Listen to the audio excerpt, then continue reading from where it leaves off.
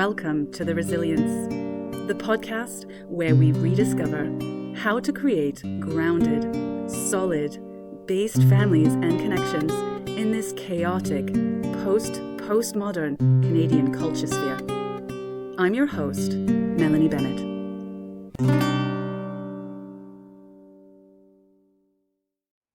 Why don't you start by telling me who you are?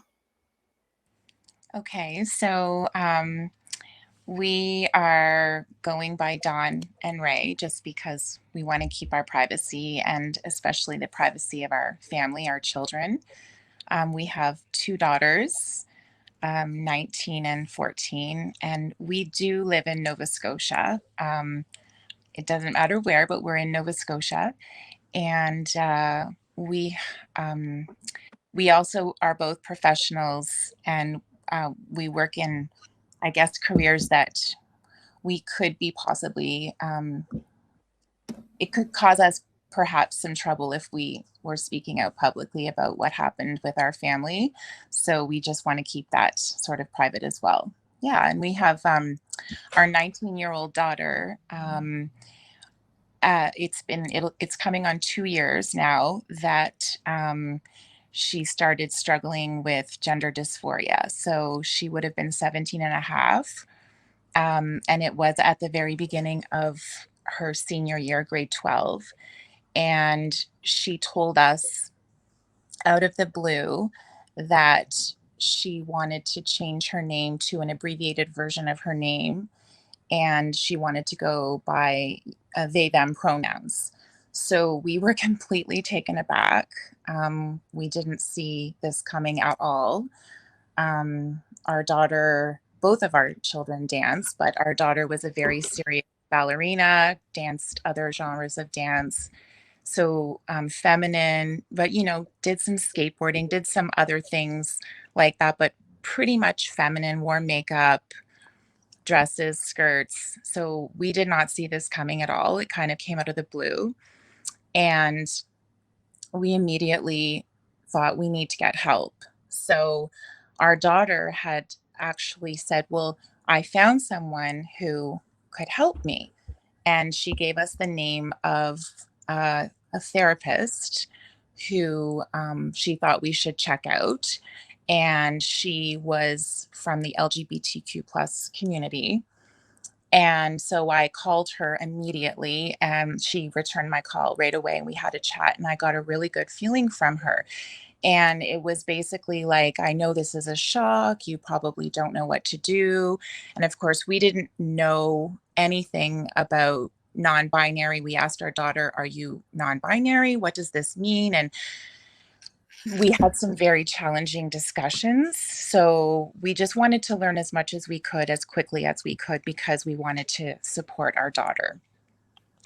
And just as a side note, our daughter had told us when she was 12 that she did like girls, just very openly. And we were like, okay. And she said, I think I like boys too, but I definitely like girls. And we were a very open, supportive family. So that's just, she had had girlfriends since that time. But anyway, back to the therapist. I got a really good feeling from her. I felt like she could help us. So our daughter started to speak to her, and school had started. And we noticed the pandemic, so everything was online.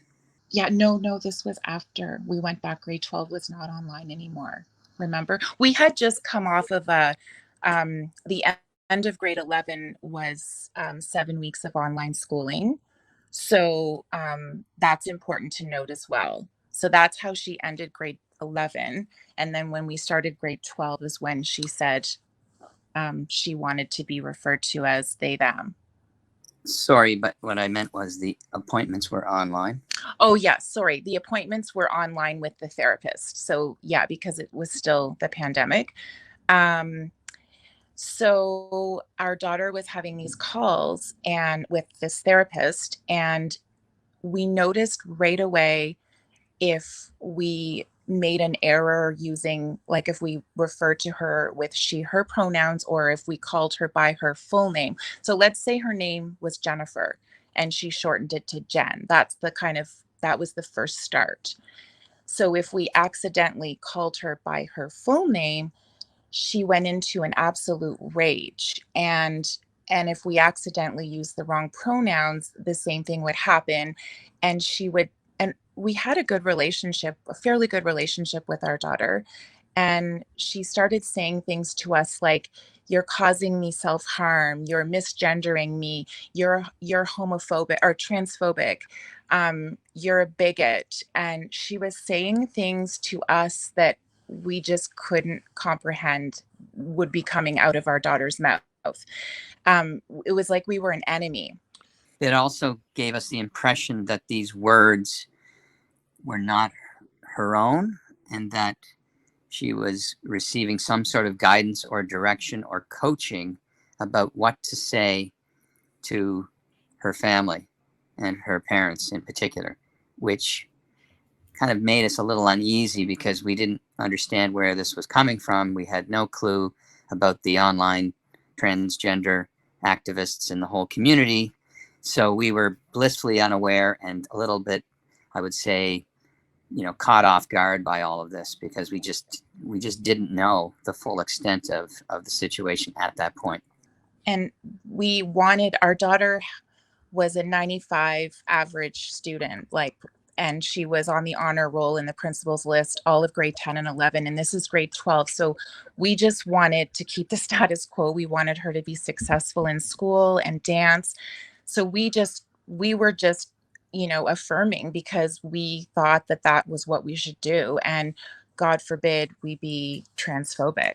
And I honestly think that at that point we were still in shock, and we probably believed, although maybe naively, that this was a phase, or that this was some sort of a thing, akin to trying to figure out who she was, and maybe related to her sexuality, maybe related to the relationship that she'd been in for a couple of years with another female.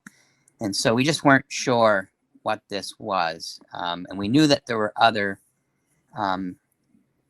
girls in her friend group that she knew, either from other places or from here in Nova Scotia, that were also going through a similar experience. And so we knew there might be some, I guess, social influence, if you could call it that. And so we kind of didn't think too much of it, although it was quite upsetting, especially when we were called transphobic and when there were, names and used, and when there were, I guess, when we heard all of these things that didn't sound like they were our child's words, and we just didn't know where it was coming from.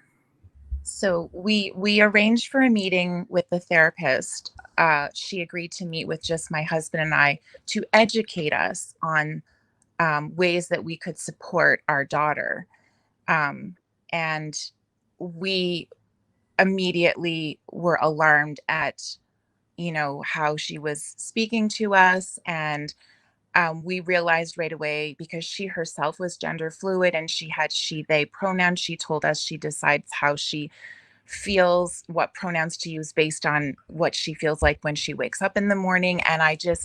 And then after another session with her and some words coming out of my daughter's mouth, I said to my husband, "Mama Bear, my instincts were kicking in," and we fired her. So we did speak to our daughter about it. We told her we didn't think it was helping. It was in fact causing her more anxiety and anger, and we just didn't think, we needed to find another therapist. So she was a little bit upset with us when we fired the therapist. So she emailed the therapist, and the therapist emailed her back and asked her if she was safe in our home. And I was so relieved that my daughter had said yes, because it had never dawned on me at the time that what if she had said no? What would have happened at that time? My daughter was 17. We know now what would have happened, but at the time we didn't fully appreciate the significance of that question from the therapist. We only know with the benefit of a number of months of having read and researched and heard other horror stories from other parents that if our daughter had said, no, I don't feel safe in my home, then the next call from the therapist would have been to community services here in Nova Scotia. And we don't know what would have happened after that. Yeah. Can I just ask how many therapy sessions was that? Was that one after one therapy session? No, I think my daughter had about 5 or 6 sessions with her. Yes. And we had one too. And we had one, just my husband and I, with her alone, without our daughter. Well, you did good. Mm-hmm. I need to backtrack as well, because another thing that happened was the weekend before grade 12 started, when she announced, I want to be called this name and I want to use these pronouns.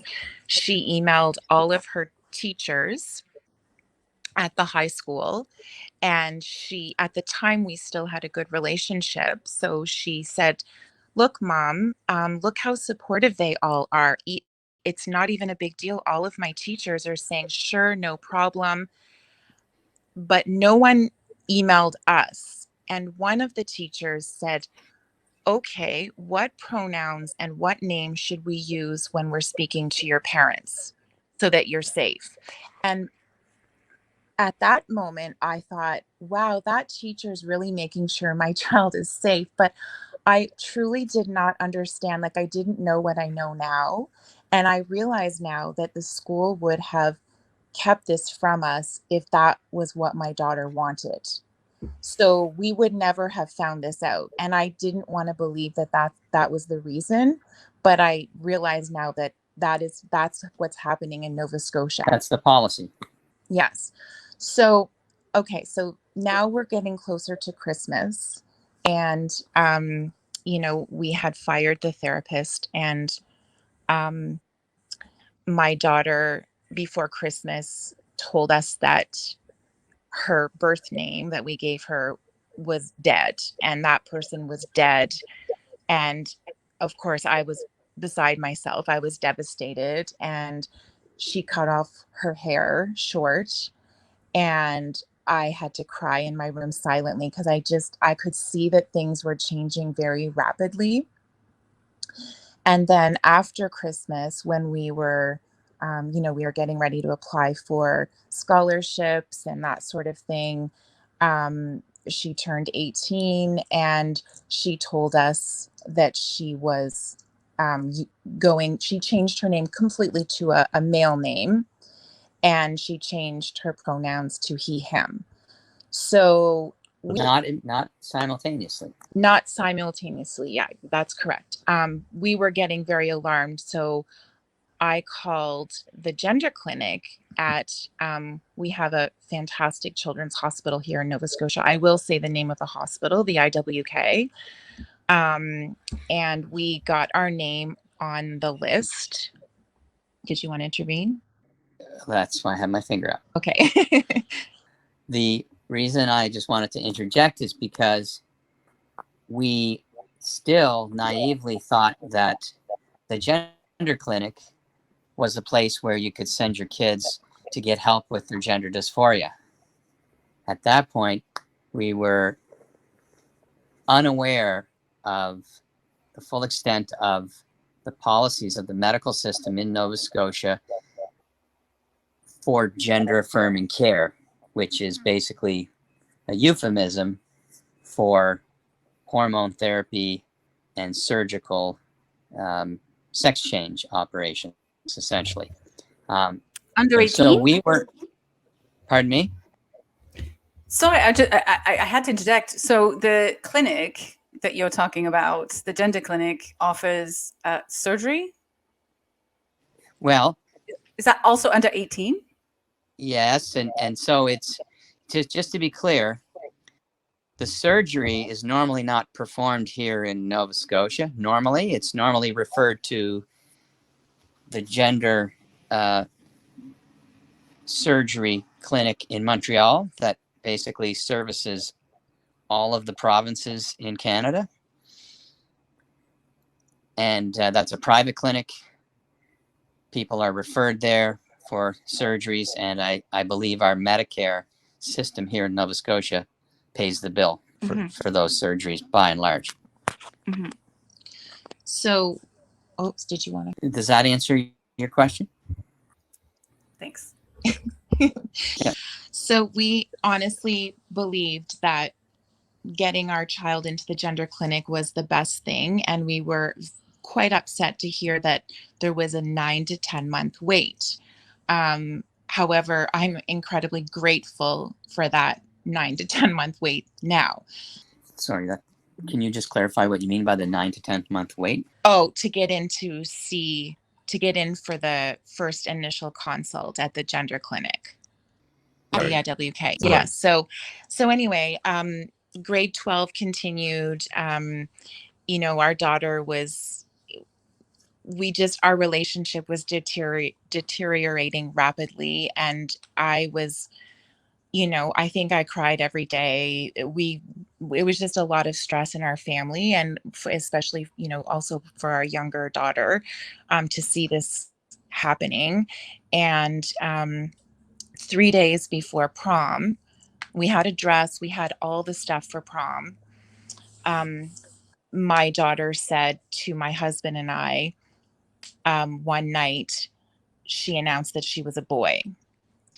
And we just went into panic mode because prom was coming, grad, and I just wanted my child to experience all of those things. And I just quickly ran out and we got a suit, and I begged my seamstress to alter it after she altered this beautiful gown. She was there for me, and thank goodness. So my child had something to wear to prom, because our daughter is very tiny and petite, and finding a man's suit. Anyway, I'm getting off Sorry, topic. just to interject there for a second. So the prom dress was purchased in October of grade 12, and everybody, including our child, was happy with the prom dress and how it looked and wanted to wear it, and was taking, I guess, a girlfriend at that point, right? Yep. And so that was fine. So October, November, December, January, February, the name change happens, the boy name change, but continues to be happy wearing a dress to prom, albeit we were suspicious that there might not be complete comfort with that. And then it was only the week before prom, the week leading up to prom, where we made this about face. We had already gone for the fitting of the dress. Yeah, we had the dress. We had the dress, gone for the fitting, and then a few days before prom, switched to a suit. So, needless to say, we just kind of went through the motions. I had to take Ativan, but that's another story. Anyway, we were very upset. We just wanted our child to experience all of that. So we went through the summer. Our daughter started using trans tape to flatten her chest. And she wanted a binder. She didn't have one yet. I didn't even understand what those were. But then university started. And we thought there was a little bit of a distraction. So Sorry, can I just ask a question? Yes. You mentioned that the dress was purchased in October, and then I presume prom is June. Yes. So what is that? About 6 months ish, more or less. 7. Yes. So what changed in that time? That's not a long period of time. Well, we honestly don't know, but when we did have some conversations, like, because we would try to talk to our daughter and say, like, what are you thinking in your head that's making you think that you are a boy? Like, how did you come to this realization? Like, where did this come from? And we did get to the bottom of it. My husband wants to say something. Go ahead. So one thing that did happen is a relationship of over 2 years ended abruptly after Christmas, around the time that our child turned 18. I don't know if it was just before or just after. Mm-hmm.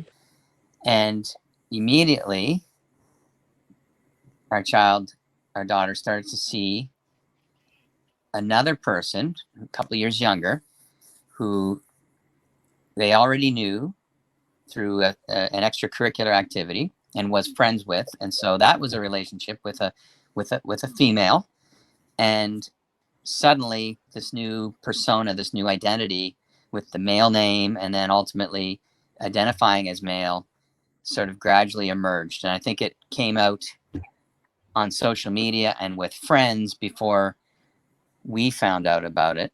And of course, we were always the last to know when something had changed. So I think that was significant in my mind, because I felt like there was a real conscious effort to be a boy with this new girlfriend, which to me was, I didn't think it was a coincidence, although, I'm not a psychiatrist. So Yeah, and she did. Go ahead. Yeah, so I'm just wondering, because it's such a short amount of time, and this was during the pandemic. Is that right? Yes. Which was she on forums of some kind, or did she spend a lot of time? I mean, obviously she's online because it's the pandemic, but was it excessive online? I'm just wondering, because this seems to be a thing for many of these scenarios. So was that a factor playing in here? Like, for example, what's it called? Tumblr, for example. Tumblr, Discord. Yeah, so she did admit to us that in the lockdown in the spring of 2021, that would have been the end of grade 11. So she was 17. She because she was not able to participate in her extracurricular activities, which were, 20 plus hours of dance and teaching dance. She was just doing online school. My husband and I were also online at home working and not paying attention, because both of our children are very smart and independent and are very hardworking students. And so we weren't worried, and we weren't paying attention. And she did tell us that she discovered the trans world during that time. She admitted that to us, and she was on Tumblr and Discord, I believe, and she was doing some anime stuff as well, which we have read about since, that has a lot of like LGBTQ plus themes in it. So that was where she was introduced to this. So plus the influence of friends. The influence of friends as well. And she did tell me about one of her friends over the summer before she told us about herself. Just, I think she was testing the waters to see my reaction. And yeah, so anyway, but so this past year, when she started university, there was an urgency to have her breasts cut off.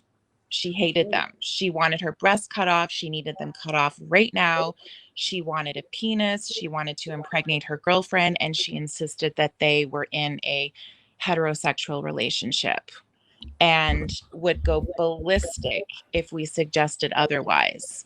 So this is when I became very scared. And so I started researching medicalization, because that's what my daughter all of a sudden wanted to do, like yesterday. So when I started researching, I started to uncover all of these detransitioners. I learned about Tavistock Clinic, and my husband and I knew nothing about any of these things until the fall of 2022. And we started to get really scared. We started listening to Stella O'Malley and Sasha Ayad on their podcast. And I was just starting to realize what was going on in the world. We were completely oblivious. So I called the gender clinic. We were still waiting. And I wanted to speak to them before my daughter went in. And they would not let me speak to anybody, because at this point my daughter was 18, and they said there's nothing you can do. So I still believed in my heart and in my mind that she was going to go there and they were going to do exploratory therapy. They were going to work through why she felt like a boy. And also it's important to note that our daughter does have some early childhood trauma. She's adopted. So we feel that that could be something that she's maybe starting to process now. I don't know, but I have read that children, females particularly with trauma, who are intelligent, who have, we think she has internalized homophobia, because we cannot even say the word lesbian. But even adoption. So I've known and read about trauma being associated with adoption, even in good families. That this happens very commonly with adopted children. That it's not necessarily that the adopted family there's anything wrong there, but there's a disconnection, and it happens quite frequently. So even that can be significant. When children are institutionalized for a year, and don't necessarily have all their needs met, that affects brain development. And so when we were preparing to adopt our first child, our oldest child, who we're talking about now, we were prepared for the attachment disorder that we would likely have to deal with. And so we have seen things over the years, and our daughter's gone to see different therapists over the years because of manifestations of what we believe are attachment disorder. But by and large, because our daughter was very bright, very outgoing, very social, adjusted well to new situations, and did well academically, we didn't have a lot of concerns. So we just managed to work through these things as a family. And we thought that when we got to high school and she was fairly well adjusted and doing well in school, that, well, we've gotten through the worst part of the childhood. Now we're kind of in the home stretch towards adulthood. And so that's part of the reason why it was such a shock when all of this came out. Yeah, that's pretty shocking. I mean, when you guys told me that, I'm aware of some of the bits and pieces of the story, but really not at all. And when you told me that she wanted a phalloplasty, first of all, that's so rare that people even want genital surgery to begin with. But that she seemed to want to go gung-ho into that. Yeah, that's and so fast as well. And quite recently, is that right? It's been very recent. Yeah, I think the bottom surgery is not something that was. I think that the bottom surgery was more of a question mark. Definitely the top surgery, or the double mastectomy, was something, and the hormone treatment. Yeah, that's the common stuff. Yeah, that was definitely on the list. And of course, the name change has been something that's been worked on as well over the last, I would say, 6 to 8 months. And that's going to happen likely in the near future. And we can't stop that. Mm-hmm. Like the legal name change with the sex indicator. So. Mm-hmm. So we can move into what happened when we finally got into the gender clinic. Yeah. Any questions though on what we said so far?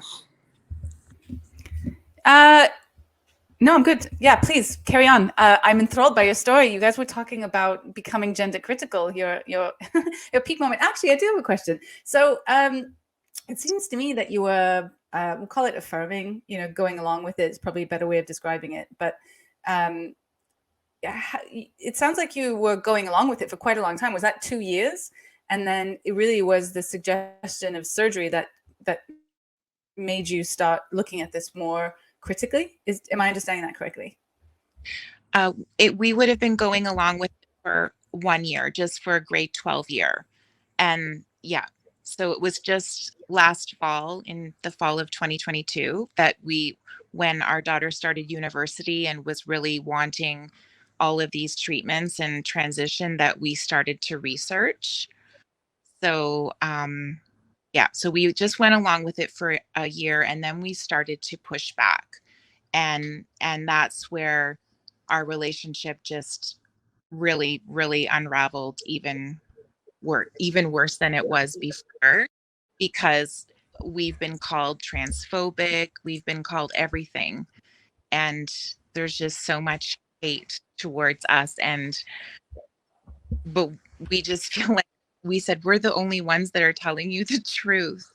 I'm going to let my husband tell you what happened when we got to the gender clinic, because he was a little bit more involved than me, because my daughter and I had a pretty serious fight, and she ended up leaving our home this past February and living with family friends for A month. about a month. Yeah. So this was the time when I was able to get into the clinic. She actually finally got her appointment with a psychiatrist. I won't say the name of the psychiatrist. The psychiatrist works at the in the gender clinic in Nova Scotia. Yeah. So I guess I can pick up where my wife left off. The first appointment, I accompanied our child, and at this point, I think I probably had a more regular contact with our daughter, and we've been, since the whole sudden change just before the prom, we have been using our child's preferred pronouns and preferred name out of respect, even though we expressed our doubt to our child, but out of respect, we, rightly or wrongly, um, used the name and the. Now, because I think my wife had a more acrimonious relationship with our daughter, I was able to maintain kind of a little more of a, let's say, I won't say positive, but try to be, I guess, less confrontational. Just said, this is what I think, but you don't have to agree. And so this is the way it is. So you have you can accept that I don't agree with you or not. It's up to you. And that's kind of been the basis of our relationship throughout all of this. So I just, I think I took that approach because I was trying to be the peacekeeper in the relationship, in the family. And so I was asked to accompany our child to the first meeting, just to be there as a support person. And then at the end of the meeting, I was asked to come in to speak with the psychiatrist. And so I had some questions. And at this point, we had already prepared a letter that we wanted to write to express some of our concerns, because by this point we realized that the approach of the clinic here was not to explore or question or try to help people with gender dysphoria understand why they might be feeling this way. Really, there was only one approach, and that was to affirm and to assess for quote unquote suitability for the next phase. In other words, referral to an endocrinologist, and then ultimately referral for any gender affirming surgical procedures that the person might want. And so the approach which was interesting to me was, almost presume that if the child says certain things, then they must have gender dysphoria. And if the child says they feel like a sex other than the sex they were born as, then that must be who they are. And so it was kind of interesting to me and shocking all at the same time that that's the way the medical profession deals with this. But the more we read about it, the more we realized. And of course, when the Tavistock situation came to our attention from the UK, then I guess it wasn't terribly surprising to find out that that was the same approach that we were following here in Canada, or a similar approach. Maybe not exactly the same, but we were very concerned about the direction that this was going in. And the thing that shocked me the most is how it was expressed in terms of the goals of the patient. What were the person's gender goals? What did they want to do? What did they want to achieve with their quote unquote gender identity?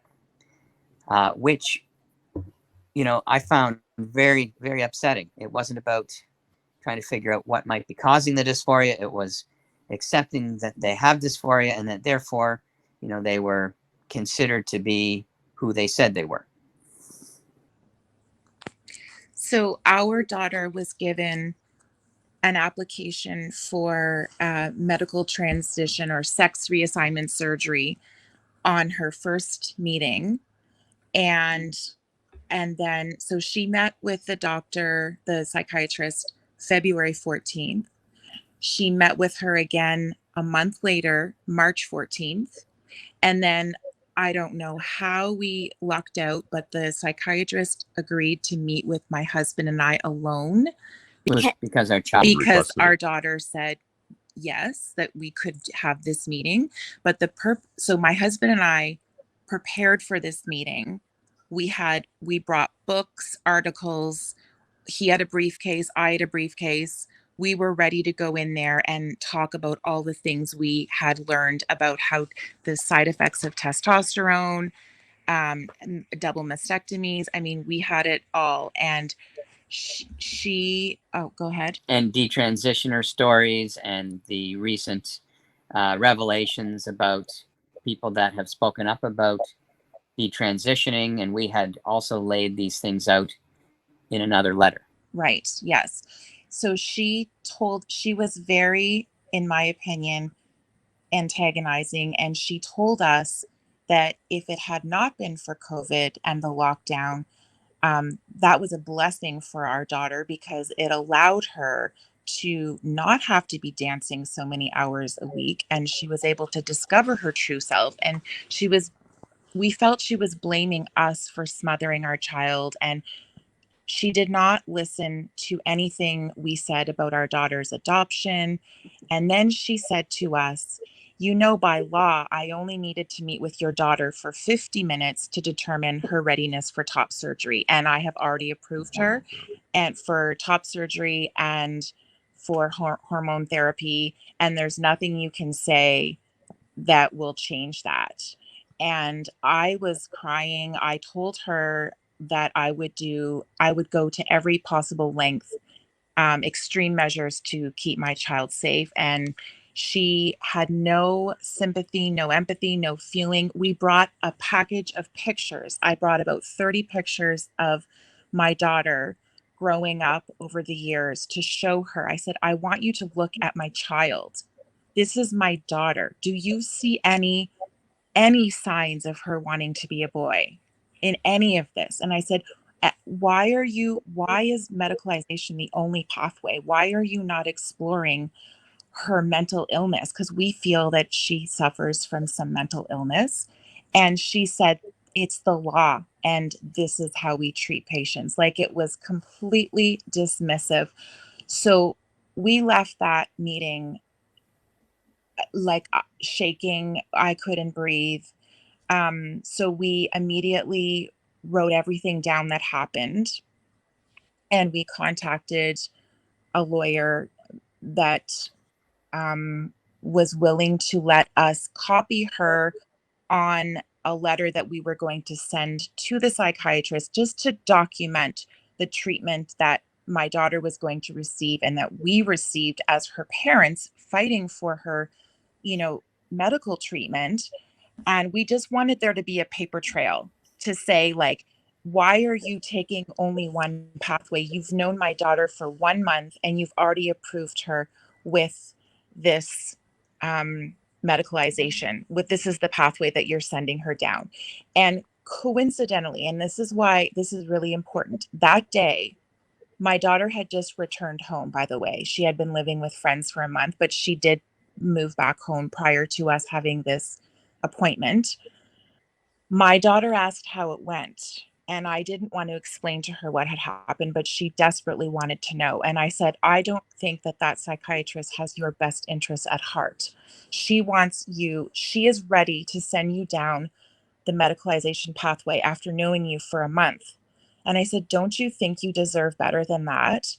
And 2 days prior, we were able to get her to watch a quick 30-minute video with Blair. Two well-known trans people Speaking out against medicalization for young people, children. Yeah. But they're well known for being transphobic. Yes. Yes. Well, that's the irony, because even though they're both themselves trans people, adult trans people who have gone through different types of medical treatments to transition to the quote unquote other sex, they have also spoken out on social media against the medicalization of children and young adults. And so that seemed to really strike a chord with our daughter in terms of hearing somebody who's not your family objectively saying, slow down, give it some time, think about it before you do something that's irreversible. So that had a positive effect? Yes. I'm Yes. surprised. Yeah, we were shocked. We got her to watch that video 2 days before our appointment with the psychiatrist. And then when I told her that the meeting did not go well and that we didn't care for this psychiatrist and we didn't think she was giving our daughter the best medical care, she said to me, she gave me a hug and she said, "Mommy, I will wait a year. I will wait a year to get the double mastectomy. And will that be good enough for you?" And I said, no, it won't. And then she said, "Okay, well, I won't do the hormones. But I still want top surgery. But I get it. I understand the hormones are dangerous." And I said, mm-hmm. And then she said, "How about I wait until after I graduate from my first degree?" And I thought to myself, I said, "Okay, we'll talk then." Because I'm thinking I'm buying myself 3 years. But I'm thinking, here's my child after my husband and I made a small breakthrough with her, already thinking maybe I should wait. But if she's going to see this psychiatrist is going to push her right down that path. So thankfully for us, we were able to get her to break up with this doctor because she went for one more appointment and the psychiatrist told her that it did not go well with us. She told her that she offered to meet with us again and we said no, which was a lie. And so my daughter started to see that maybe this doctor is not giving her good medical care. So she was kind of doubting it.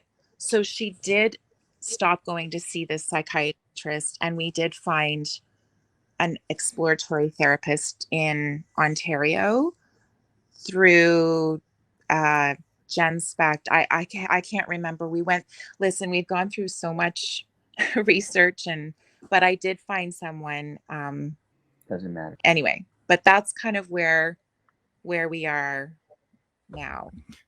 This feels like a really good point to pause because I need to go to the ladies. And why don't we continue this in 5 minutes? How about that? Yeah, sounds good. All right. Thank you for letting me have my little break.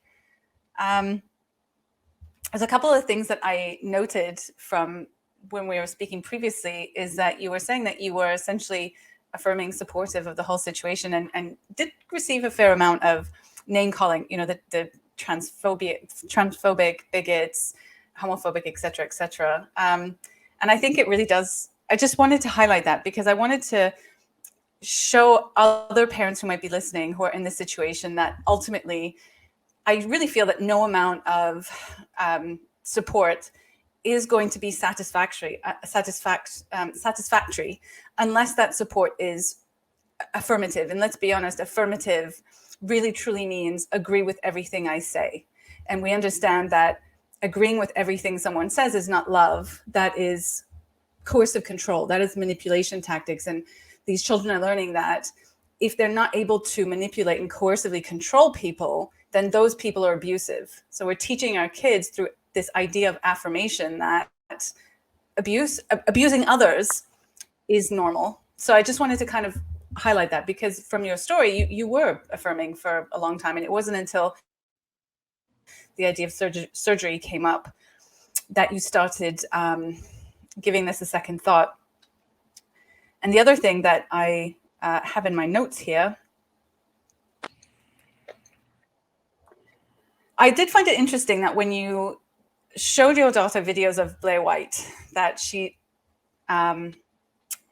was willing to listen to those kinds of messages, because I've heard from a lot of people, and I found myself that they're sort of trained with the forums and with this affirmation model that anything that goes against what they're saying, what the narrative is, and the goalposts change all the time, that anything that goes against the narrative is transphobic, it's bad, and you should shut your mouth. So it's a sort of a thought terminating cliche, right? So as soon as I hear something that is against the narrative, shut my mind, that's a bad thing. So that did seem like good, because Blair White is probably the most well-known online transphobic person. So all young people probably most young people view her as a horrible human being, right? So that seemed like a positive thing. And now we've sort of come through, and I think we're now at the point of talking about where you guys are right now with your daughter. Right. I honestly, just to kind of add to what you said about Blair White, and it was a video with Buck Angel, and we had sent our daughter other things to watch prior to that, and she would just say they're transphobic, just like everybody else. Like you said, she would just not entertain anything. But in this particular instance, where she had just moved back home, we said, now that you're home, if you're going to stay here with us, we need to work together, and you need to watch this video. And she did. So we were with her when she watched it, and I think that was the only reason, or the only way, that we managed to get her to sit there and watch it. But I feel like they are very, entertaining, those two together, and I think that was part of the kind of draw that kept her engaged during the entire half-hour video. Anyway, so that was a good thing. But after my daughter had one more appointment with the psychiatrist here, she then canceled the rest of her appointments. So we were quite happy. And she had agreed to speak to an exploratory therapist that we found. So we live in Nova Scotia, and we couldn't find anybody here that was non-affirming. So with the help of some of the people in the different support groups that I'm in, I found a therapist in Ontario. So because we can bill, thankfully we have insurance, so we can bill with her. And so my daughter does calls and Zoom with her. And she was seeing her weekly. And she really liked talking to her. So I think there was a lot of talking about life and things. But we didn't, unfortunately, manage to get a family session, which was kind of where we were headed. Because my daughter was just having a lot of anger towards me, particularly. My husband was able to keep a fairly positive relationship, although he did say, like, I will call you by your preferred name and use your pronouns, but I draw the line at medicalization and hormones. Like, we don't support that. Absolutely not. And if you decide to go down that road, like, we will not be supporting that. So, but when I said it, I was the enemy. So I couldn't, so we think perhaps maybe some of the anger is directed at me. It could be related to the adoption. It was, her birth mother who abandoned her. I don't know. I'm just kind of trying to figure out why there's so much anger towards me. I see you have your mic. Go ahead. Let me just say, as a mother myself, whether you're adopted or not, mother is always the worst one. And our children are still our children. And even if the whole TQ never existed, we would still be having issues with our children. So I think that that has a lot to do with just being a mother, right? You are the provider, you are the comfort, but you are also just, the worst. I just want to say that there's a bit of irony here in that, I mean, maybe this sounds like a stereotype a little bit, so I don't mean to sound that way, but my own relationship growing up, I always had a stronger relationship with my mother as a son. I always had a more strained, difficult relationship with my father as a guy growing up. So our child who now believes they are a boy still has the stereotypical difficult relationship with her mother and the better relationship with her father. So, very telling in my mind, but I've said to our child, I've said, you know what, I know you believe you're a boy, you have the right to believe that, but we don't agree with it, and I'll call you by the name you prefer and the pronouns that you prefer, but I don't consider you my son. So, and honestly, for me, that's the biggest issue with my daughter, is that she wants me to call her my son, and I can't do that. And the first year, like that first year when our daughter was in high school, and we were kind of going along with everything because we just wanted our daughter to get to the end. We wanted our daughter to graduate, and we wanted her to maintain her scholarships that she was eligible for. We just would have done anything to help. We were trying to be supportive. We really thought we were doing the right thing. And but anytime we would question, she would tell us we were horrible people.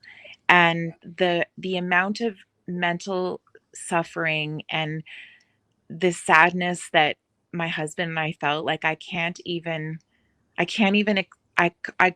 put words to the depression that we were both going through. It was unreal. And then this past year, I didn't think it could get any worse, but it has. Like the loss of, we've had to take pictures down. We can't have any pictures in our home.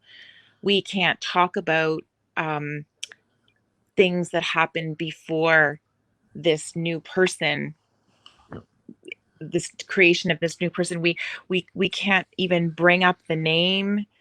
It's not fair to my other daughter, because we've gone on some wonderful family vacations, and we've had to put those pictures away, and my other daughter's in those pictures, so that kind of affects her as well. So there's a lot of sadness that's unfortunately in our home. And we were a happy home. Like we have a beautiful family, and this has really destroyed our family. And anyway, where we are right now is my daughter,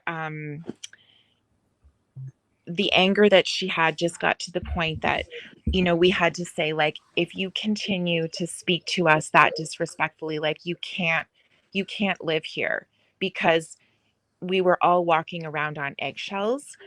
So I never thought I would say those words to my child, and I felt very bad saying them. I felt guilty, but my own therapist said to me that we needed to take care of ourselves, and we did go for family therapy. And the family therapist explained that, the disrespect in the home is unacceptable, but my daughter just could not be respectful.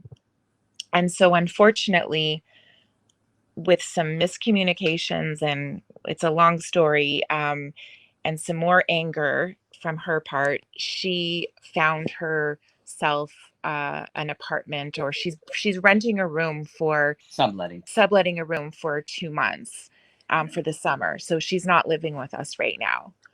So that's kind of sad, and it's very worrisome because she's not living in a nice place.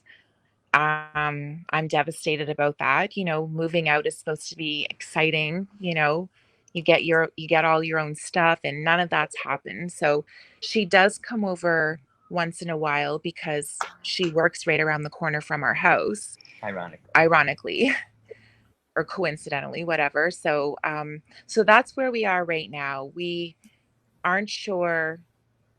We want to get her back home, but we can't we can't allow her to live here and use foul language and swear at me and disrespect our home and our car. And it's just not healthy. We have a 14-year-old daughter that we still are raising, so we're in a really difficult situation right now.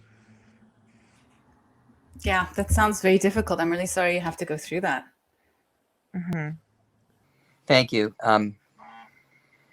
I guess the only thing I would add is that I've seen some signs that maybe there's some regret about the decision to move out so quickly and rashly. I did have a conversation while my wife was away.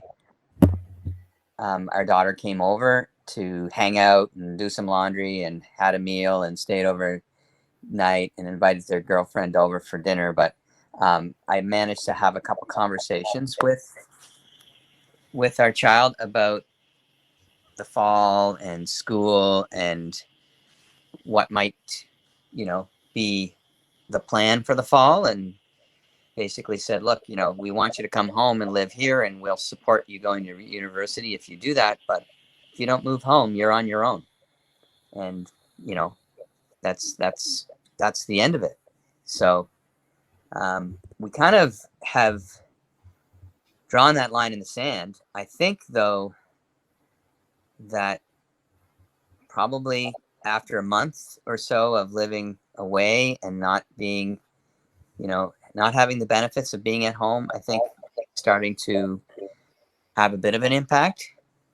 And so I think I'm optimistic that maybe, towards the end of the summer, we'll be able to sit down and have an adult conversation and agree to some ground rules again. But it's an emotionally charged situation. There seems to be a lot of anger there, as my wife's already said. And we think there's definitely some mental health issues and some other comorbidities that are completely unexplored, undiagnosed. And so we're just really concerned about what the future might hold. And don't forget, unless I'm mistaken, she's an adult. Yeah? Mm-hmm. Yes. So at some point in a child's life, they become an adult and they move out. And sometimes that's joyful and everybody is, doing the whole American movie style. We're packing the bags in parents' cars and driving them to university. But sometimes it isn't like that, and that's just life. And we have to remember, I think, sometimes that kids are kids, and even without the trans, there's going to be issues with kids. There's going to be stuff like that. But she's still talking to you. She's still coming over, doing laundry. And I think that that's an absolute win for you guys. Absolutely. And, having that break, being able to have the space, because what you were describing to me was you're mourning the death of someone. And you're not able to talk about the difference between mourning and death of someone. And this circumstance is that when someone dies, people will give you support. They will give you empathy. They will listen to you when you want to talk about it. But with this, you can't talk about it. You have to keep it secret, because a lot of people are going to call you names and not be very kind about the whole thing and not really understand, because, the message is out there that if you have any issue with this whatsoever, well, you're a really bad person. So that's a lot of pressure, and maybe having a little bit of a break might be good for everyone. I agree. And I know that when I was about 19 or 20, I was eager to get out of my parents' house and live away. And I had jobs where I worked away in the summertime and had room and board provided, and it was a good thing for me, and I appreciated, being at home with my family more when I used to come home. Maybe that's the answer. Maybe it is a good thing to be away for the summer and have that space and realize that it's being on your own is not all it's cracked up to be, and maybe gives you a better appreciation for what you have when you are at home with your family. So I think there are some positives. I'm looking for, I'm trying to make lemonade here, but there are some things that are concerning in terms of decision making and things like that. So that's, we're really just trying to stay close, but also I'm trying to keep the peace. I feel like I have, that's kind of my role in all of this, is to try to keep the peace. And Melanie, you're right about the mourning in secret, because like when I tried to talk to people a little bit about it at first, it was, well, what do you mean? Like, you still have your daughter, like you still have your child. And it's like, you really don't understand. But I mean, I'm grateful for the support groups that I'm in, but I'm also very sad that there are so many parents that I have found out that are going through the same thing that we're going through. And it's devastating. And it's this weight that you carry around. And, you have to be very careful, like who you talk to. We tried to talk to our family doctor about it, and she's blissfully unaware. And, thankfully, my therapist, what, do you want to say something? I do, when you take a breath. Okay. My therapist's daughter was transitioned at school for socially for 2 years, and she had no idea. So Did you hear that thunder? yes. Oops. Yeah, it's okay. We went through 2 days of that. So I have someone safe to speak to, because she's a couple years behind me, but she is living what I'm living, and she's scared, but she's also in a profession where it is the norm. It is the law. You have to affirm. And it's very scary. Yeah, I was just going to add to that, on the point about the requiring or the law to affirm, anything that might be considered questioning or challenging or looking at other reasons for feeling gender dysphoria can be likened unto conversion therapy, which is shocking. Well, it is. Pardon me? It is. That is exactly what it's considered. It's considered, that is in the law, that is considered that. So it isn't that it could be, it is. Right. So that's just that's how frightening it is to think about where our system is now. But the other thing, to my wife's first point about, feeling this loss, it's a very isolating feeling when you're going through this, and you might have some friends or some people that you trust that you can talk about. And most people that well are willing to listen. But at the end of the day, if they're not going through it themselves, they really don't have a clue. And it's not something a lot of people are comfortable talking about. So you might tell a close friend or something about what's happening, but they're likely not going to bring it up again, because for them, they want to avoid it like the plague. There's a lot of people that have lost friendships when they become, I guess you could say, gender critical, lack of better phrasing. I know in my life, I'll just share with you. I was very progressive for a very, very long time. In fact, my entire life, I've defected very recently over this issue.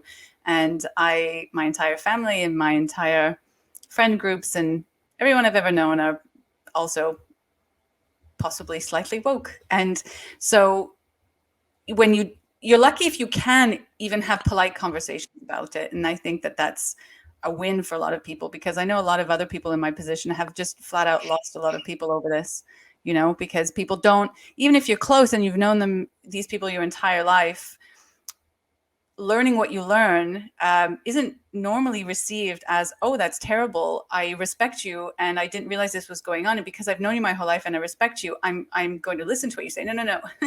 No, what tends to happen is, oh, you've become one of those crazies, have you? Oh, well.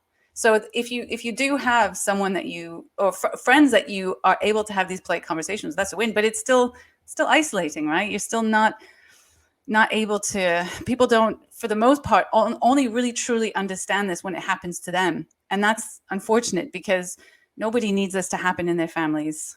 So I empathize a lot. Yeah. And it's when your own child is telling you, you know, basically rewriting history and saying things that happened in the past. Like, we've given our children a good life. I know we're not perfect. We know that, but we've given our children a good life. And, you know, my daughter told me that I psychologically abused her. And that just broke me. And my husband had to come and pick me up at work because I was hyperventilating, because I just couldn't believe that she felt that way after I said to my husband, like, I've given everything to my child, to both of my children. Like, they're the first thing I think about when I wake up in the morning. And I told my daughter, I said to her, I cannot unknow the things that I know.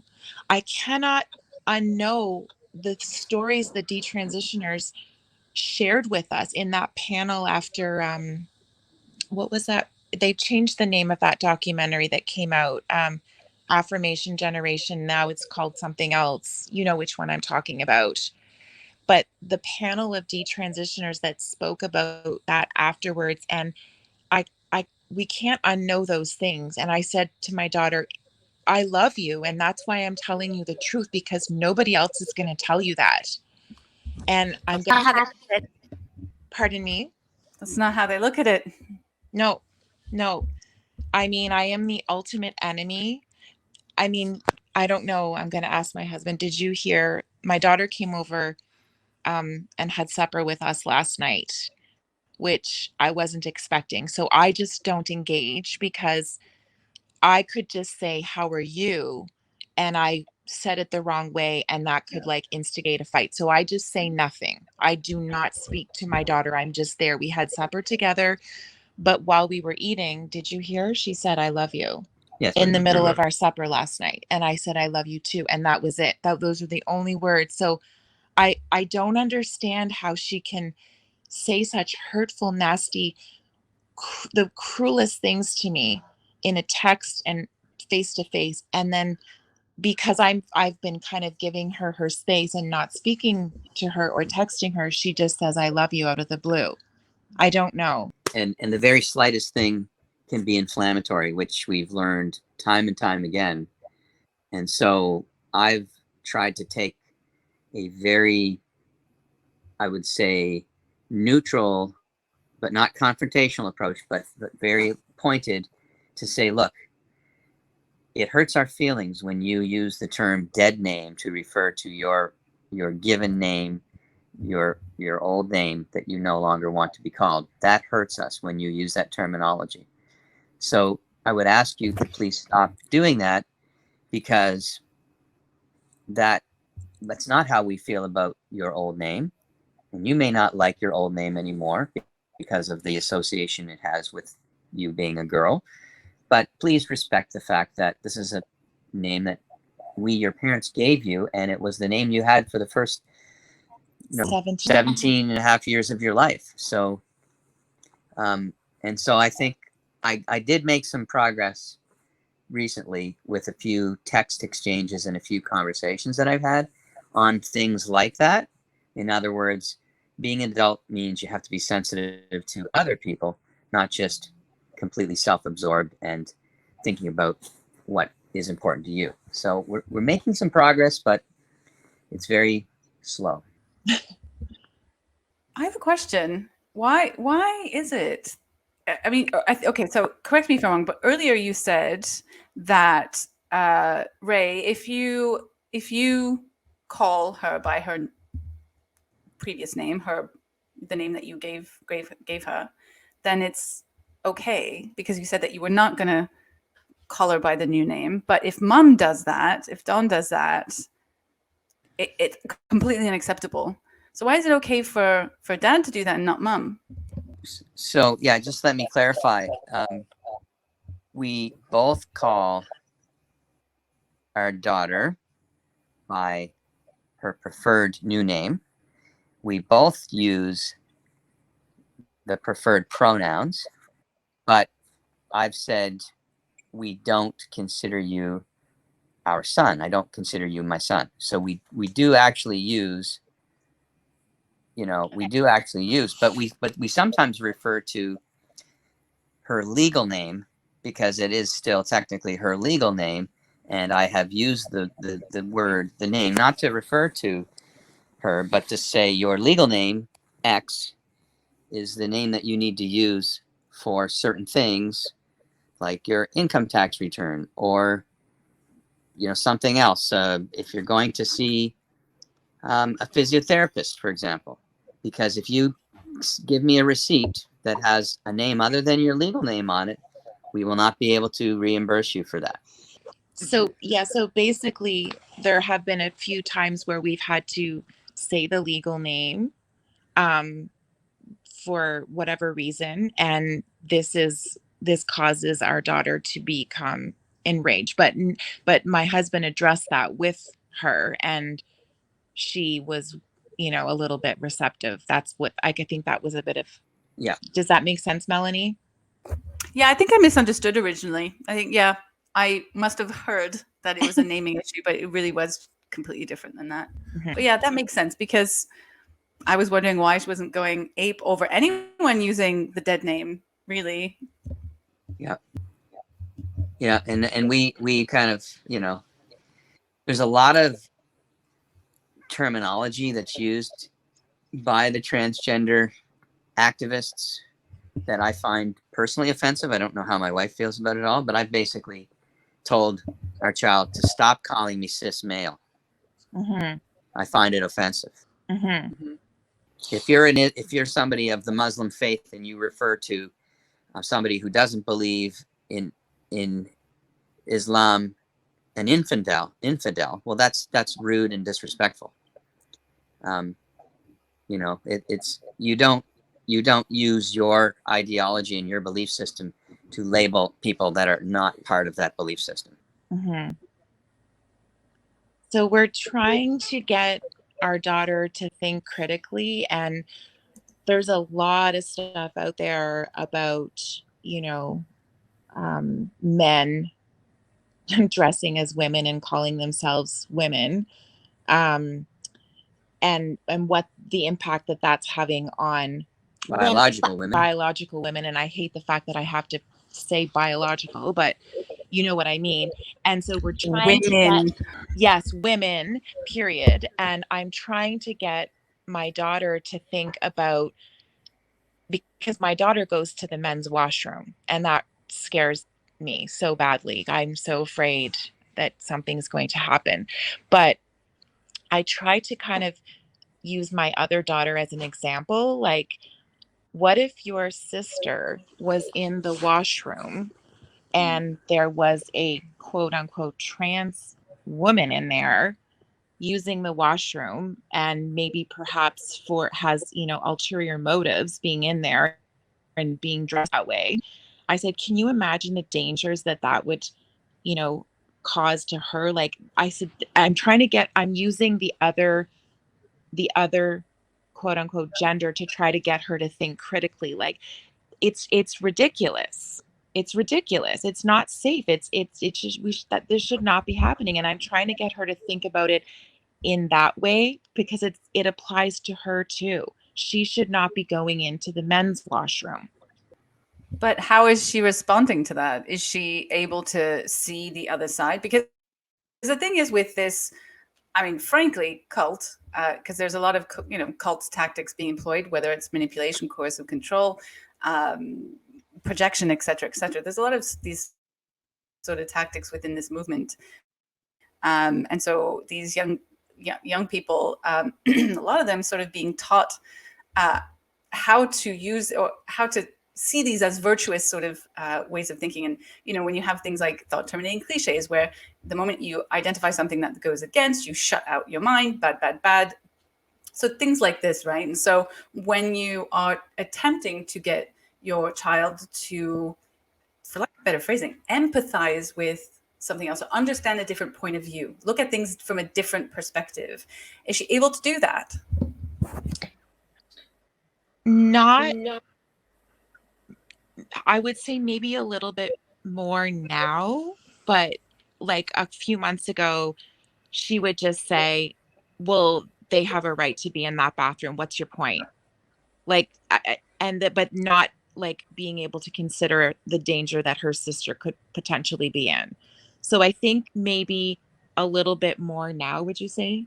Yeah. And I think, honestly, I think if it comes from me, I think that our child is more likely to consider it depending on their current emotional state. Yeah. But, if it's in the middle of a discussion, a heated argument or a discussion, or if there's a lot of emotion involved, then forget it. There's no rational thought is taking place. No, so, we just get, you're stupid, you're dumb. Yeah, or worse.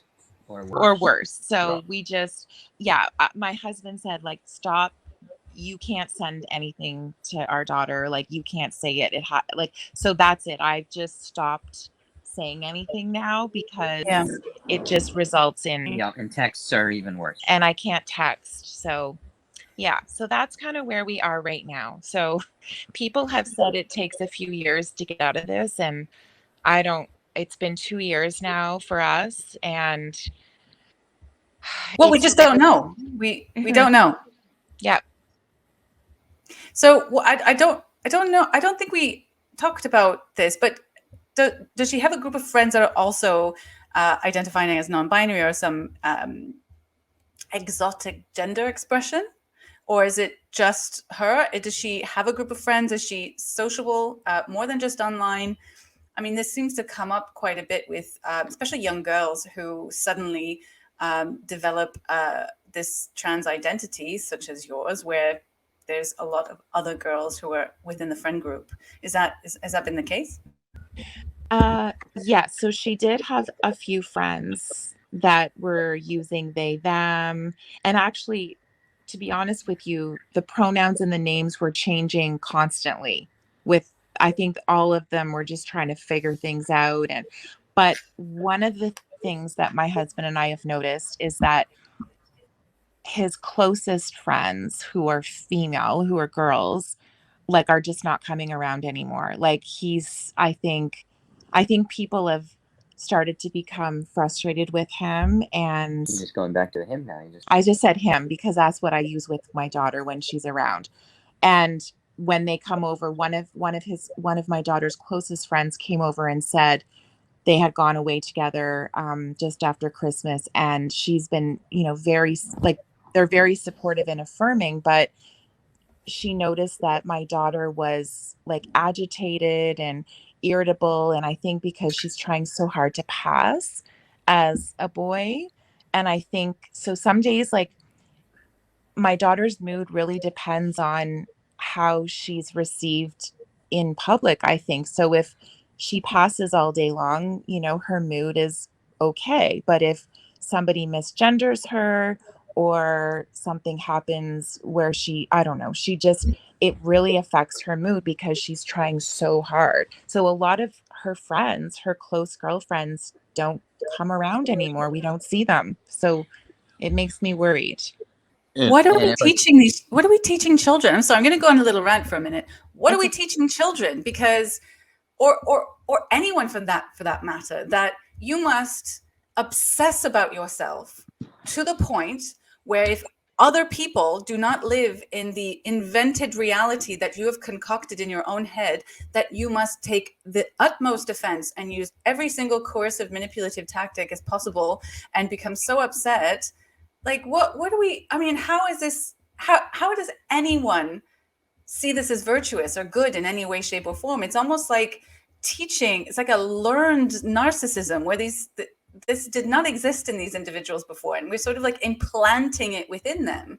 I just don't understand how anyone could see this as good at all. And I listen to your story, and I'm listening to like the destruction, the mental destruction, the emotional destruction that causes in an individual, right? Like, why would your sense of self, your satisfaction with life come based on what other people think? At what point in society did we stop thinking that the external locus of control was the most important thing in the world? When did we stop understanding that to be happy, you have to be self-reliant, you have to manage your own emotions, you have to look inward and not expect other people to conform to your reality? When did this happen? I do not know. I hear, listen, that's exactly it. Like and I said to my daughter, your name, your preferred name X, only exists because everyone around you is affirming, including my husband and I, to keep the peace at home. But the last piece that's missing for him is that he needs me to call him his son. She needs me to call her my son, which I will not do. And that's the missing piece. And she will not rest until I say, accept her as my son. She won't rest then either, though. I know.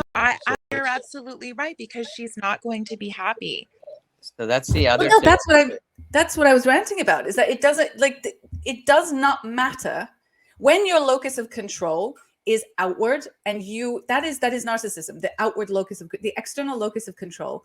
And so that is essentially what create, I mean, I'm no psychologist, but that's what that is. And so you will never be satisfied because you always have to control other people to make yourself happy. But that's not happiness. That's not happiness. And so it doesn't matter what you do. It doesn't matter how affirming you are. It doesn't matter how supportive you are.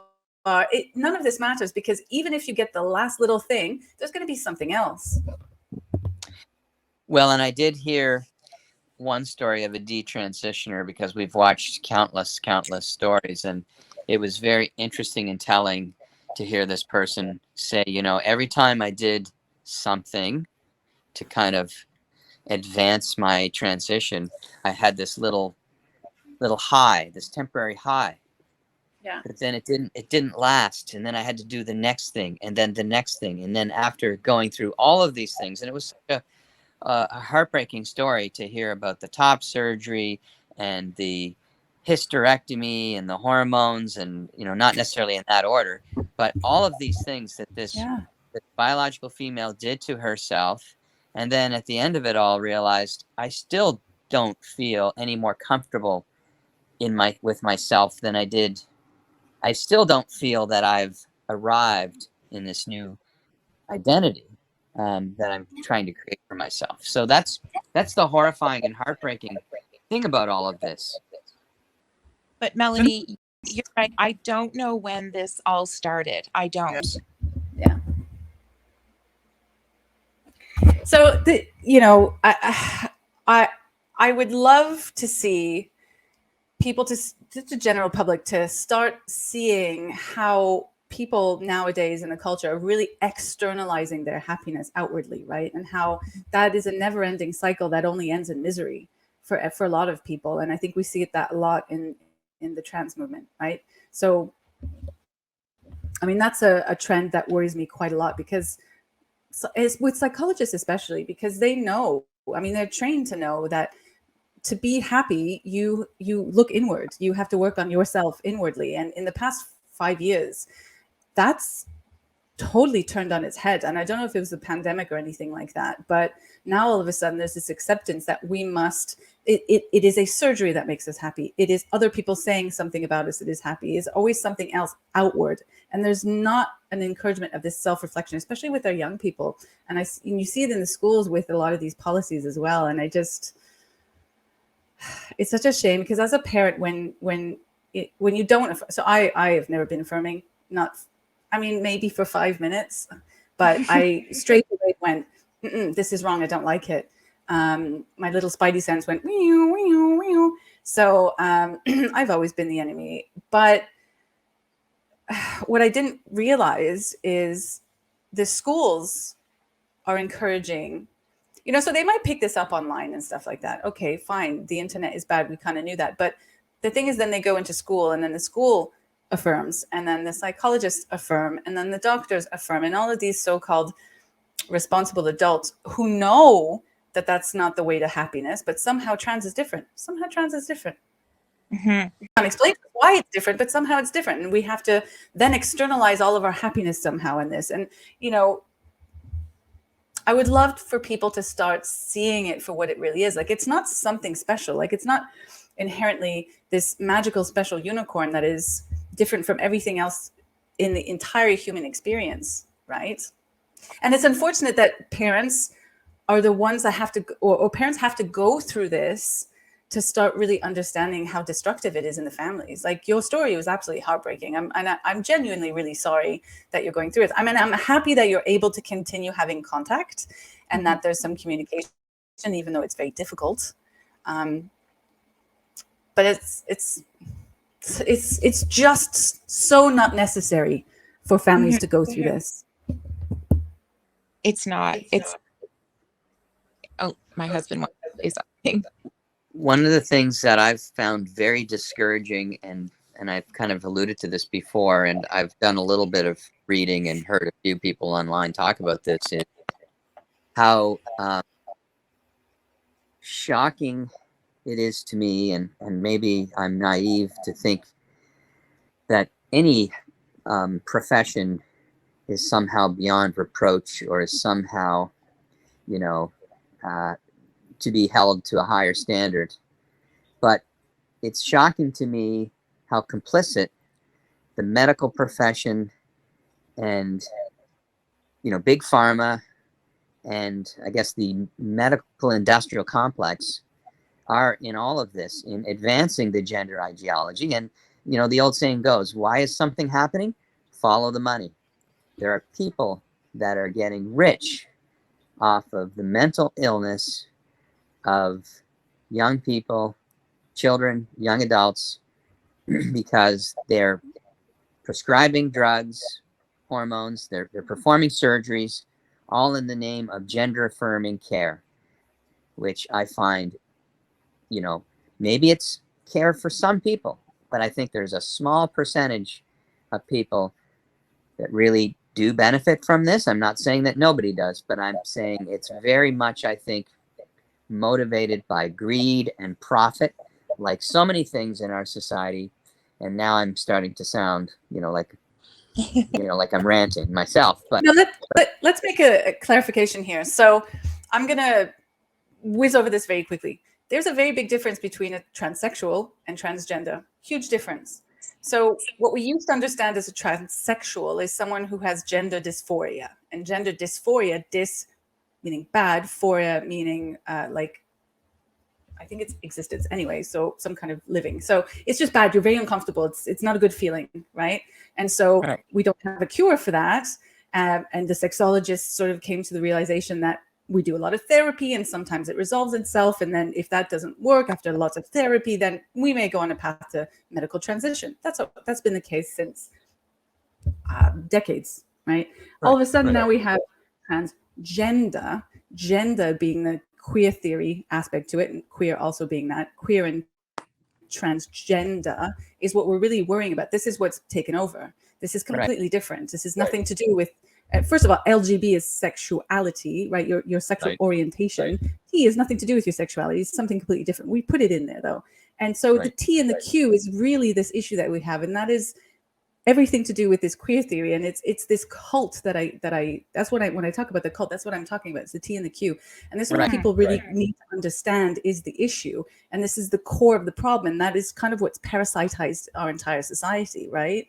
And it is destructive. And so gender doesn't even exist. It's a word. It was a concept that was made up by feminists, essentially. So I was on a Yep. rant. There's a point of me saying this whole thing, but there's a difference. There is a difference between transsexual and transgender. And so, yes, there is. We do have to have services for people who have difficulty resolving their comfort with their sex. And that does involve a lot of exploratory therapy, this so-called conversion therapy that we're not allowed to do. These people are not getting the actual therapy that they need because of that. And we're putting these people on this pipeline for what, right? For queer theory, for postmodernist philosophical invention from like 70 years ago. So it's unfortunate, but I think that distinction does need to be made. It does need to be made. Well, I mean, I'm not saying that I think Caitlyn Jenner is a bad person, but I think, and I've heard Caitlyn Jenner's story, but the trans community has basically disowned him and vilified her for allowing her children to refer to her as their father, their dad, right? And so, which really I find really quite ironic when you have somebody who's gone through what this person has gone through and then has transitioned as an adult, and now you have a trans community saying, no, she is not one of us, you know? So, yeah, the whole point of the rant was actually to say that there's a difference between gender dysphoria and gender euphoria. And I think this is a very easy way for people to start unpicking what is queer and what is transsexual, because this concept of the gender euphoria is you transition to get euphoria, right? You're not transitioning to avoid dysphoria. So you are becoming trans, you are moving towards the transness, you're moving towards gender euphoria, you are seeking pleasure from it, right? So that's queer. That's what queerness is. And so they're entirely different goals. And so to move towards all of the steps that you need to get your euphoria, that's what you need the affirmation model. So you need every step to be affirmed to get that euphoria, that narcissistic supply, in other words, where, you know, and this is kind of where we're at now with this whole movement. And that was the whole point of my my rant. But yeah, there's a difference between, and when you don't get your euphoria or someone denies you your euphoria, that's when you get people going ape, absolutely mental. You see them, you know, saying it's ma'am, or getting very, very upset, or disowning, or whatever. But when you're not receiving that supply that you're seeking, right? Right. So, I mean, obviously, there's a lot of cases. I mean, I don't. Who knows what Caitlyn Jenner is? I mean, maybe they're AGP, maybe you're probably transsexual. There's so many different ways into becoming trans. Like trans is not, as I say, it's not a monolith. It's a lot of different things. Right. So who knows? But you're right. There is room for different kinds of therapies, and we can't. How can you offer someone the right therapy for whatever if, one, we're not allowed to so-called pathologize, as now we're told you can't pathologize this, and you must affirm everything. And so, you know, you end up with all these detransitioners who've gone through these horrible surgeries. Yep. Exactly. That's exactly my point. And, you know, we're basically saying, okay, your goal is to feel more male. Well, then here's the hormones. And your goal is to look more male, and you want to take your shirt off at the beach. Well, we have a solution for that. And, you know, I won't get into the more radical and dangerous surgical procedures to try to simulate the male anatomy, but that's, you know, those kinds of things are even more shocking to me. And I just, you know, I guess all that to say, embodiment goals. Pardon me? You're describing the embodiment goals. This is the euphoria, right? Embodying, right? The goal to embody a certain aesthetic desire. Right. And I feel like our child has been influenced by the fact that they're dating a girl who is, you know, what I would call a girl who likes other girls, but has insisted that they're in a heterosexual relationship because our child is a boy, which, to me defies any kind of sense of reality.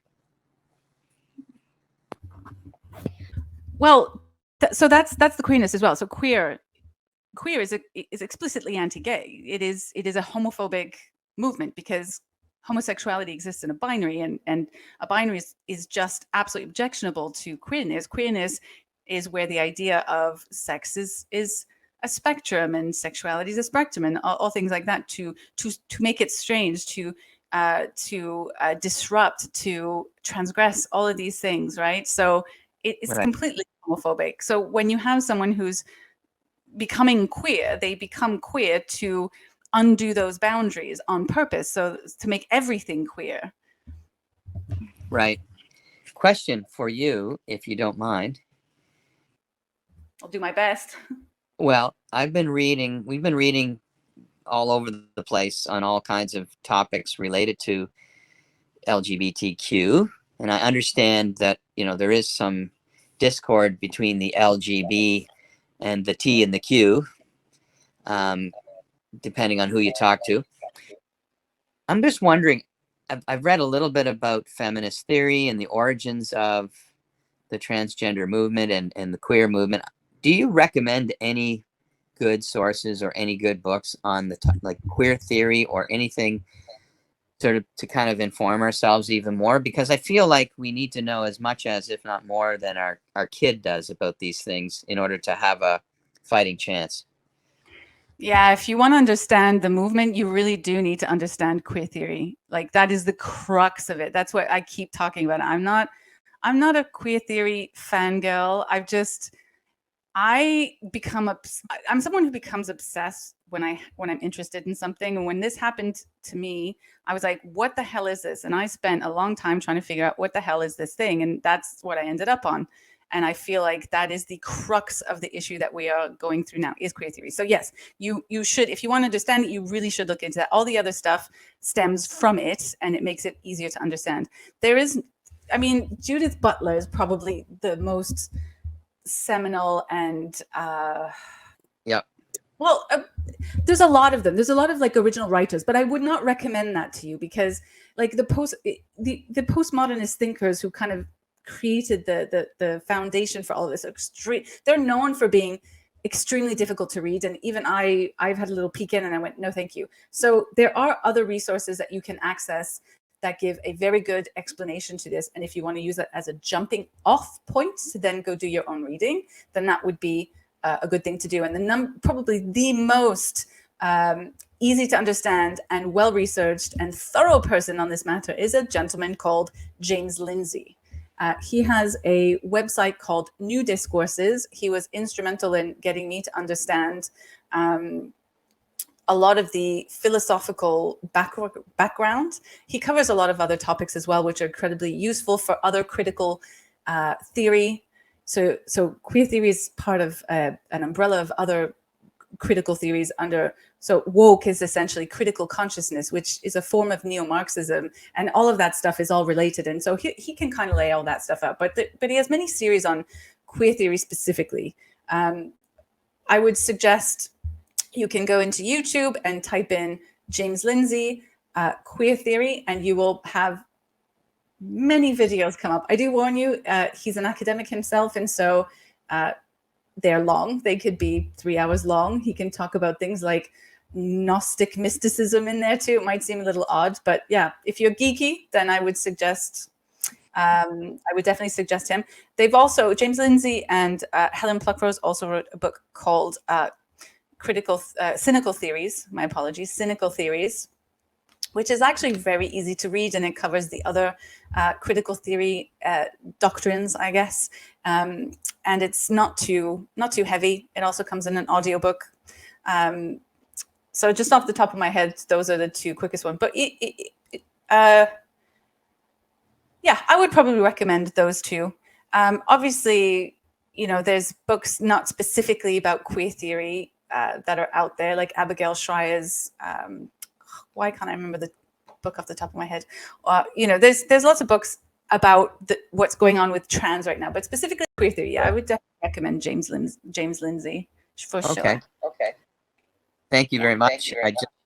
looked them up and saw a couple of the titles that you mentioned. There's a lot. Go on long walks and have a listen. He's enjoyable to listen to as well. Okay. I didn't have any other No. questions. Did you have any other questions for us, Melanie? I think it was, thank you for speaking to me. I think this has been a really important conversation. Yeah. Thank you for hearing us. I think it's very important to listen to the parents. I mean, we don't often hear about parents because, let's be honest, you're anonymous today, and I'm sure a lot of that is because you don't want to expose your daughter. Like, beyond not wanting to be cancelled, which is a very real thing in this critically conscious age, parents, we have the added concern of wanting privacy for families. You don't want to air your dirty laundry all over the place. So yeah, thank you for sharing your story. I think a lot of people out there are going to sympathize and empathize, and hopefully we can help awaken or bring realization to people who might be on the fence. That would be excellent if we could do that too. So thank you. You're welcome. That's our hope too, Well, is that you. people can start seeing what's happening to these kids and young adults, and also the impact it's having on families. And yeah. And it's a bit of a cautionary tale, because I think any parents that are out there with preteen or teenage kids that are naively thinking that this couldn't happen in their family need to become informed, and informed quickly, so that they can talk to their kids about these things intelligently and sensitively, because we just weren't ready for any of this. We were completely blindsided. We were blissfully unaware of what was going on with these things in the world, even though we had like a vague awareness, and just didn't realize how insidious and how dangerous this whole ideology is. Yeah. Well, thank you for speaking to me. Thank you, Melanie. Thank you.